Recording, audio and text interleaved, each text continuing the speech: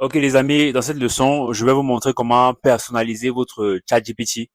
Donc, pour obtenir des résultats qui sont vraiment plus liés à vous ou à votre personne, rajoutez en fait des informations dans votre ChatGPT de telle sorte que quand il va vous répondre à peu importe la question que vous allez lui demander, ce sera vraiment en fonction de qui vous êtes. Donc, vous pouvez rajouter des détails comme le type de langage que vous voulez, voilà, ce que vous faites dans la vie, autant de choses en fait. Vous pouvez rajouter ça. Je vais vous montrer ça sur l'ordinateur dans une seconde. Je vais juste vous mettre la puce à l'oreille pour le moment. Donc, en fait, personnalisez votre ChatGPT. C'est en fait une sorte de pre-prompt, on va dire ça comme ça, parce que là, on parle de prompt engineering.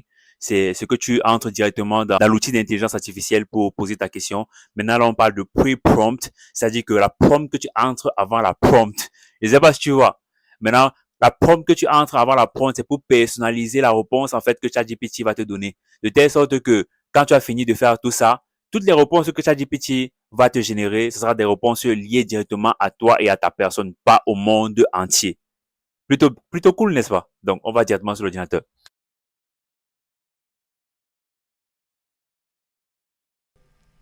Ok les amis, comme je vous ai dit, dans cette leçon, je vais vous apprendre à personnaliser votre ChatGPT, n'est-ce pas? Donc là, on va créer un new chat.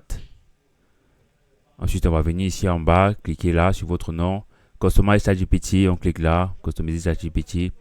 Bon, à partir de maintenant, une fois qu'on aura rentré les informations pour personnaliser votre ChatGPT, toutes les questions que vous allez poser à ChatGPT seront en fonction de vous et votre personne, n'est-ce pas? Donc, les résultats ne vous seront plus donnés de manière générale, mais en fonction de vous, est-ce que vous allez rentrer ici, là. Voilà, donc, comme vous voyez, il y a un exemple de question que ChatGPT vous donne ici, mais c'est en anglais. Si votre ChatGPT est en français, je suppose que ça sera en français. Donc, là, je peux hide tips ou je peux show tips. Donc, c'est genre des petits conseils qu'ils donnent, ce que vous pouvez rentrer là-bas. Voilà, some goals you have, quels sont vos objectifs dans la vie. Euh, what do you do for work? Qu'est-ce que vous faites au travail? Ben, je vais vous montrer comment on va remplir ça parce que nous, on vous a créé une sorte de template que vous allez juste utiliser, copier, coller ici et remplir pour vous faciliter la tâche. Donc, ici en bas, ici en haut, on a les custom instructions. What would you like ChatGPT to know about you to provide better responses? Qu'est-ce que vous voulez que ChatGPT connaisse à propos de vous pour donner de meilleures réponses? Ensuite, on a How would you like ChatGPT to respond? Comment est-ce que vous voulez que ChatGPT vous réponde en général? Donc, je vais vous montrer comment ça fonctionne.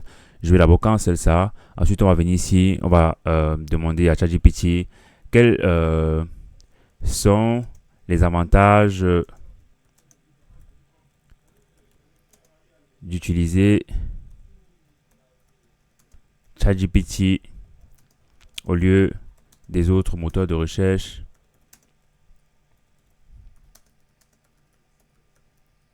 comme Google.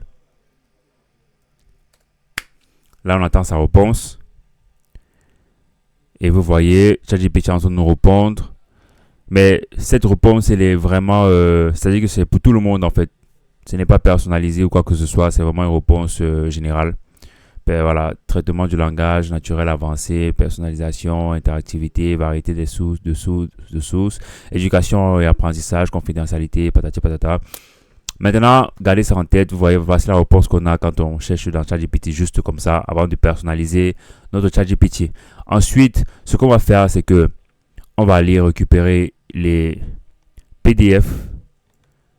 Voilà, n'hésitez pas. Vraiment, vous devez télécharger tous les fichiers qu'on a pour vous dans ce cours. Ici, c'est le template qu'on a pour vous. Vous allez juste le copier au fur et à mesure et le rentrer là où je vous ai montré tout à l'heure pour personnaliser vos informations dans ChatGPT, n'est-ce pas? Bien sûr, je vais vous montrer comment ça fonctionne, mais là, vous avez déjà une première vue du template qu'on a créé pour vous pour faciliter les choses, n'est-ce pas? Ensuite, on a un exemple carrément, encore pour mieux vous faciliter les choses. Voilà, donc on ne fait pas les choses dans la dentelle. Je vous implore à le télécharger et vous-même à le parcourir et de toutes les façons. J'espère que vous travaillez en même temps que moi. Et voilà, vous voyez, donc, ce que on aimerait que ChatGPT sache à propos de nous, notre emploi, responsabilités, compétences, défis, projets, jargon, objectifs, communication. Ensuite, on va retourner.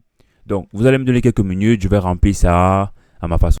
Ok les amis, là nous sommes de retour. J'ai pris quelques secondes pour remplir tout ceci. Comme vous pouvez le voir, je vais parcourir vite fait.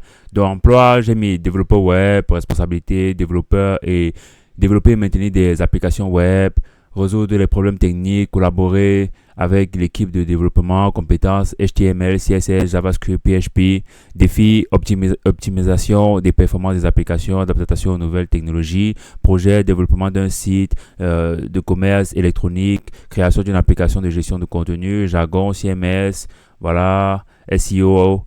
Pour ceux qui connaissent, bon, voilà, ça de toutes les façons, ils ont défini objectif, améliorer les compétences en développement, obtenir une certification en sécurité informatique, communication, réunion d'équipe, email, chat en ligne. Ensuite, ici en bas, j'ai rempli aussi, j'ai mis style professionnel, profondeur moyenne, source, documentation officielle des langages de programmation, tutoriel en ligne, exemple concret de code, cas d'illustration, clarté des explications simples et concises, lien vers des ressources utiles, tutoriel en ligne, travail d'équipe, collaboration étroite avec l'utilisateur pour résoudre les problèmes techniques, partage d'idées avec l'équipe de développement. Donc, j'ai rempli pour moi. Vous pouvez prendre le temps de remplir pour vous aussi. Voilà, vous n'êtes pas obligé de tout remplir, mais remplissez ce que vous avez en tête, ce qui vous passe en tête, passe dans la tête pour le moment.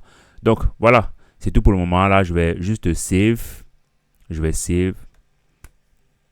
Voilà, je tiens à préciser qu'à GIFO Agency, on développe des websites aussi. Donc, c'est bien comme il a choisi Web Developer. Si vous avez besoin d'un website, n'hésitez pas à nous contacter. De toutes les façons, petite pub. Bon, là, je vous montre exactement comment ça fonctionne maintenant. Vous avez vu, ça, c'était la réponse que j'ai eue avant de personnaliser mon ChatGPT, n'est-ce pas?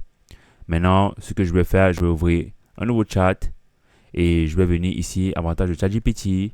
Je vais reprendre la même question, n'est-ce pas? Je reprends la même question, j'ouvre le nouveau chat, je viens et je pose la même question. Et voilà, j'envoie. Voyons voir.